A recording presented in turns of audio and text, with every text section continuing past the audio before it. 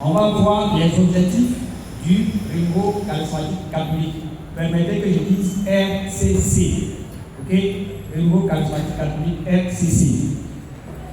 En petit 4, on va voir les fruits du Renouveau Charismatique Catholique.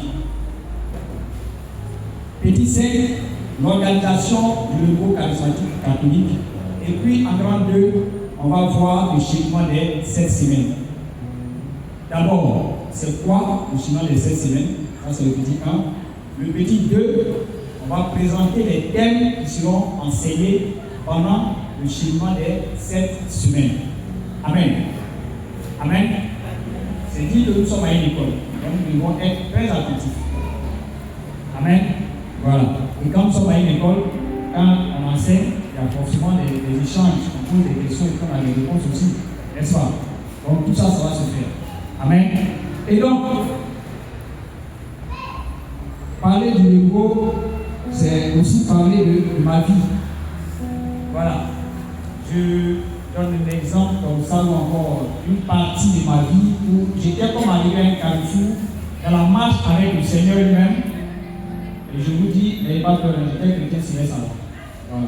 Donc, j'arrive à un carrefour où je vois que vraiment, je pensais que j'avais mis la main sur le Seigneur, ou du moins que le Seigneur avait mis la main sur moi dans l'église où j'étais. Mais par certaines réalités ou certains faits, j'ai compris qu'il fallait prier encore le Seigneur. Et comme je lisais un peu la Bible, alors j'ai dit quoi? J'aime cet homme-là, Gédéon. J'ai dit, quand il prie, il demande toujours un signe au Seigneur. Donc moi, je vais prier le Seigneur pour lui dire, l'église dans laquelle tu veux que je sois, il faudrait que ce signe-là l'accompagne. Quand je mettrai pied dans cette église. Et donc, j'ai commencé un peu méthodiste, après ça, Assemblée de Dieu. Je n'ai pas vu le signe, jusqu'à ce qu'un jour, j'entre dans l'église catholique et que le signe s'accomplisse. Le signe, c'était quoi? Seigneur, c'est une prière, je l'ai déjà dit ici apparemment, une prière bête en Bible que j'ai faite. Je sais qu'il n'est pas encore l'heure que je travaille, mais là où tu vas permettre que, quand je vais arriver, on va m'appeler pour que je parte travailler avec un petit salaire qui va faire de sorte à ce que je puisse dépendre de quelqu'un, c'est que c'est là que tu m'as appelé. Et c'est à l'église catholique que ça s'est produit. Et la personne qui m'a appelé ainsi, je me dit, viens, on va prier. Quand je devais partir, c'est à ce que je vais aller prendre fonction. La personne me dit, où tu vas là? Reste au renouveau charismatique catholique. Je dis, c'est quoi ça encore? Le renouveau charismatique catholique. On dit l'église catholique et qu'on veut parler de renouveau charismatique catholique. C'est quoi ça? Ça va nous poser la question de savoir c'est quoi le renouveau charismatique. Et donc, je vais chercher à comprendre c'est quoi le renouveau charismatique. Dans la Bible, je vais voir un passage qui va m'intéresser. On va parler de Nombre 11, le verset 24 et le verset 30. On dit, Moïse, en son temps-là, d'abord la parole de Dieu dit que l'esprit n'était pas donné à tout le monde. L'esprit était donné à qui? Aux juges, aux rois, aux prophètes. Mais, je ne sais pas quelle a été la grâce de Moïse. Le Seigneur lui a dit, il faut prendre 70. Sur que là, je vais faire reposer mon esprit. Et il a pris ces 70 là, effectivement. Et le Seigneur, quand il vient leur parler, il fait reposer sur eux son esprit. Et on dit, il y a deux qui n'étaient pas venus au temps de rassemblement là, ou encore au lieu de rassemblement. Ils étaient restés au camp. Mais eux aussi, ils ont reçu de l'esprit de Moïse. C'est quelle affaire ça, de l'esprit de Moïse? C'est après que je comprends qu'il s'agit de l'Esprit Saint. Amen. Et en poursuivant la Bible encore, je me rends compte qu'il est écrit quelque part que Joël, il va dire, et après cela, je répandrai de mon esprit sur toute chair. C'est quoi le après cela? Je fouille, je me rends compte qu'il y a un homme de Dieu qui est appelé Fils de Dieu, qui est appelé Jésus-Christ de Nazareth, qui vient s'est livré à la croix, et puis il ressuscite le troisième jour. J'ai dit, mais c'est ça, après cela. Mais mon attention sera attirée sur quelque chose, c'est que il va leur dire en acte 1, au verset 8, vous recevrez une puissance. Vous allez recevoir une puissance venant du Père, et vous serez mes témoins. Ça veut dire quoi ça encore? En Acte 1, plutôt 2, au verset 1 à 13, il y a un phénomène bizarre qui s'est produit, comme au temps de Moïse. On dit que l'Esprit de Dieu, l'Esprit Saint descend sur ceux qui étaient venus au Sinaï sous forme de lampe de feu. Et puis, comme au temps de Moïse, il se met à prophétiser. Mais cette fois-ci, il parle en langue. Et ce phénomène-là, on appelle la Pentecôte. Tu dis, ouais. C'est ça la Pentecôte.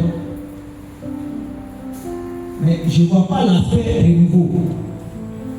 Si je vois l'aspect renouveau, au moins, je peux comprendre. C'est-à-dire qu'il y a quelque chose qui s'est passé et la chose a dû disparaître. C'est pas on parle de nouveau qui revient. En réalité, c'est ça, le nouveau. C'est la chose est passée et ça revient. Et je dois comprendre dans la lecture, toujours de la Bible, qu'il fut un temps où les chrétiens avaient été persécutés. Donc, c'est comme si ces choses, quand ils ont reçu à la Pentecôte, ils arrivaient à manifester des choses extraordinaires, ils arrivaient à guérir des personnes, ils arrivaient à ressusciter des morts. Tout ça là, c'est comme si ça avait disparu. Et donc, en réalité, ça n'existait plus. Et c'est parce que ça n'existait plus que quand ça va revenir, on va parler de renouveau. Donc il faut, comme c'est parti, il faut une naissance. Et cette naissance-là, on va parler de la naissance du renouveau charismatique catholique. Et ça va commencer par quoi? On va avoir des conciles, depuis le concile de Nicée, le premier concile. On va avoir plusieurs conciles, au concile de Vatican II, de 1962 à 1965. Mais bien avant que ce concile ait lieu, on va voir qu'il y avait une dame qui avait créé une communauté qui s'appelait le Saint-Esprit. Vers la fin des années 1800, donc on va dire vers 1900. Et elle écrivait au pape, qui était en son temps le pape Léon XIII, pour lui dire il faut amener l'Église à prier le Veni Creator Spiritus. C'est-à-dire, ça c'est une prière, la prière au Saint-Esprit. Comme on récite le Jésus Salut Marie, afin que toute l'Église soit impactée par l'action de l'Esprit Saint. Effectivement, des années après, il y a des versions qui te parlent du 31 décembre 1899, il y a des versions qui te parlent de 1901, 1er janvier 1901. Mais il va effectivement chanter. Je ne sais pas si vous avez chanté ça. Vous avez chanté ça? D'accord. Il va effectivement chanter. Et quand il chante, ce qui va se produire est étonnant. Il se trouve qu'il y a des méthodistes qui eux aussi aspirent à cela. Mais c'est chez eux que ça va se manifester. Donc 1901, ils chantent. 1901, eux, ils reçoivent ce qu'on appelle la Pentecôte. Donc une Pentecôte nouvelle. Donc là, on parle de renouveau. Mais là, on n'est pas encore en train de parler de renouveau charismatique catholique. Le renouveau dont va se manifester, le renouveau de l'esprit, de la venue de l'esprit par la manifestation de ces dons, de ces charismes, va commencer donc dans l'église protestante, l'église méthodiste. Et ce qui va se passer, c'est que c'est des charismes. Écoute, moi je viens, je m'assois. Toi tu n'es pas, je m'en rien. Et puis, moi aujourd'hui, j'ai des dons, j'ai des charismes. J'ai dit, pied, toi qui es en train de boiter, lève-toi, marche. Et puis la personne se lève, marche tout droit. Et puis toi, tu vas venir me donner des ordres, tu vas accepter. Ça a gagné ces personnes-là qui se sont détachées de l'église méthodiste, de l'église mère de laquelle ils ont reçu cette grâce-là. Et on crée ce qu'on appelle aujourd'hui l'église pentecôtale. Et voilà que des actions vont toujours être menées jusqu'à ce que le pape Jean XXIII arrive et il convoque le concile du Vatican Dieu. Là, avant c'était quoi? Le père, quand il va dire la messe, ça, fait comme ça. Il ne descend même pas de l'hôtel. Lui, il est venu, il dit, je veux un renouvellement de l'Église en toute sa profondeur, en l'action de l'Esprit. Et quand on lui pose la question, c'est quoi ce que tu attends comme renouvellement? Il dit, il ouvre une fenêtre, et puis les frères entrent, il dit, c'est ça que j'attends. Il faut qu'on arrive à respirer par l'action de l'Esprit Saint. Il faut qu'on arrive à vivre par l'action de l'Esprit Saint. Et pendant que ça se fait ainsi, Dieu va le ramener auprès de lui. Le pape Paul VI va venir et il va continuer dans la même lancée que Jean 23. Au sortir de là, donc, il va émettre une prière qui permettait que je dise la prière. Voici ce qu'il va émettre comme prière. Renouvelle tes merveilles en ce jour comme pour une nouvelle Pentecôte. Une nouvelle Pentecôte, ça fait renouveau. Accorde à ton Église, unie dans la prière avec la Vierge Marie, la mère de Jésus, et à la suite de Pierre, elle puisse faire avancer le règne de notre divin Sauveur, le règne de la vérité, de la justice, le règne de l'amour et la paix. Amen. C'était plutôt Jean 23 qui a émis cette prière. Et la parole dit que 2 ans après, donc on est en 1967, en février, des étudiants qui étaient animés de cette soif de découvrir la manifestation de l'Esprit comme au temps de l'Église primitive, c'est-à-dire au temps des apôtres, vont donc se mettre à méditer les livres des Actes des Apôtres, notamment Acte 1 à Acte 4. Et ils vont prendre un week-end. Mais bien avant ce week-end-là, ils avaient déjà vu ça chez les frères pentecôtistes. Donc ils disent qu'ils vont vivre ça entre eux-mêmes. Et donc ils vont prendre un week-end, et c'est au cours de ce week-end-là que quelque chose de spectaculaire, d'étrange va se produire. Ils vont à la Pentecôte vivre une Pentecôte nouvelle et ils vont se mettre à parler en langue. Des choses bizarres que eux-mêmes n'arrivent pas à comprendre. C'est après qu'ils vont comprendre. Et donc, voici comment on va mettre le renouveau. C'est pour dire que le renouveau, il n'a pas de fondateur, il n'a pas de modérateur. Voyons, c'est l'Esprit Saint qui est le fondateur, c'est lui qui est le modérateur. Et donc, de 1967, il va se répandre, comme on le dit, c'est comme on a mis de l'huile sur du feu et boum, ça brûle. On ne peut pas le canaliser ici, mais la grâce qui sera accordée à ce temps-là, c'est qu'au lieu de ceux qui manifestent cette Pentecôte nouvelle-là, sortent de l'Église catholique et ils disent, nous on reste dans l'Église catholique et puis on manifeste les charismes dans l'Église catholique.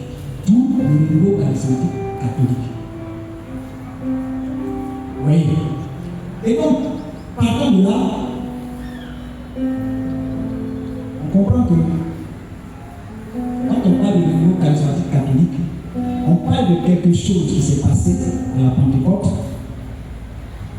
qui avait comme disparu et qui revient parce que les personnes l'ont désiré. Amen. Et il vient, effectivement, il y a des objectifs. Ces objectifs-là, c'est quoi? La conversion. Alors, Pentecôte, la première des choses qui s'est passée, c'est quoi? Les gens disent, vous là, vous avez pu vous être souillés. Pierre se lève, dit non. Là, il est 9 heures. On n'a pas vu. Excusez-moi. Voilà. On n'est pas amis, on n'a pas vu. Et ceux qui vont croire vont lui demander qu'est-ce qu'on fait? Il va dire, convertissez-vous. Donc, les fruits, il faut la conversion. Il faut, quand tu es converti, ou quand tu engages le processus de conversion, que la marche à la suite de Jésus-Christ de Nazareth, tu vas chercher à vivre comme le Christ lui-même, donc chercher à te sanctifier, vivre une vie sainte. Amen.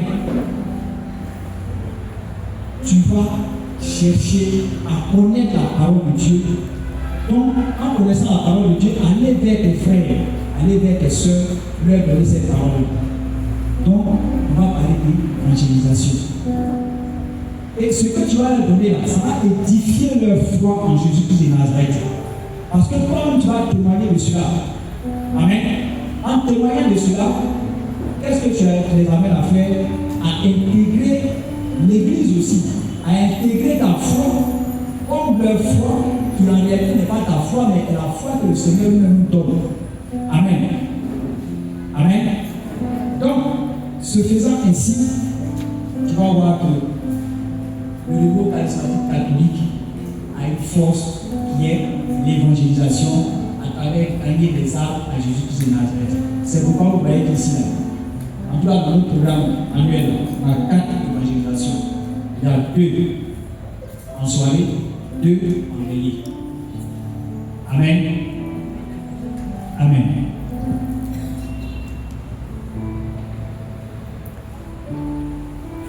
Donc, quand j'ai parlé de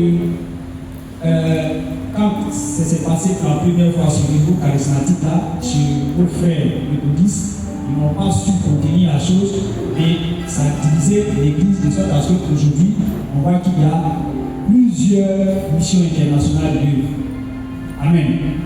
Mais dans l'église catholique, c'est resté. Pourquoi? Parce qu'il y a un ordre. L'église est ordonnée, hiérarchisée. Ce faisant, on parle de l'organisation du nouveau charismatique. Il y a un bureau international qui est appelé Service international du nouveau charismatique catholique. Tous les groupes se retrouvent dedans. Et leur siège, c'est Vatican. J'évite de donner les dates, mais retenons l'essentiel.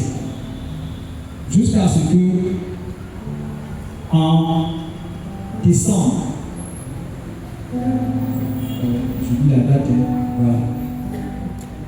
En juin, le 9 juin 2019, ça devient Caris. Mais c'est en décembre que les réflexions ont commencé. Décembre 2018, que les réflexions ont commencé. Et aujourd'hui, que ce soit le nouveau charismatique, que ce soit communauté nouvelle, que tout le monde se retrouve dans Caris. En réalité, c'est Caris, mais le nom des services internationaux du nouveau charismatique catholique n'a pas changé. C'est la même chose. Voilà. Une histoire de mieux contrôler les choses. Certainement parce qu'on a vu des dérapages. Vraiment, ils sont trop arrivés, donc ils sont trop partis. Donc il faut canaliser tout le monde. Tout simplement parce que l'Église est organisée. Et au niveau national, il y a ce qu'on appelle le bureau national du nouveau charismatique catholique. Amen. Le berger national s'appelle Ango Roger. Amen. Et au niveau des diocèses, il y a ce qu'on appelle le bureau diocésain. Dans le bureau diocésain, évidemment, il y a un berger. Chez nous ici, à Abidjan, c'est le berger à Kafou, Jean-Paul. Et dans le diocèse, il y a ce qu'on appelle les centres. Et plutôt, les secteurs. Il y a 6 secteurs. On va parler d'Abogo, Alipé, Agnaman, secteur centre, nord, sud. Nous sommes au secteur centre. Le berger du secteur centre s'appelle le berger Touré. Voilà, c'est le berger de Sainte-Famille. On arrivera lui. Donc, cette organisation est mise en place pour vraiment veiller au bon fonctionnement de ce qu'on appelle le mouvement charismatique dans l'Église catholique. Et au niveau de la paroisse, évidemment, il y a le berger de la paroisse, que nous tous on connaît, le berger Simon Marie, qui est aidé dans sa tâche par le noyau et les ministères. Mais dans les quartiers, il y a ce qu'on appelle les fraternités. Et dans ce temps de cheminement de cette semaine-là, on va voir aussi qu'il y a ce qu'on appelle les fraternités, qui sont des ateliers de réflexion. Et donc, ceci étant dit, pourquoi donc parler du cheminement de cette semaine? Pourquoi? Quelqu'un peut me donner une réponse? Quand Quand tu as entendu tout ça, qu'est-ce qui t'a comparé chez moi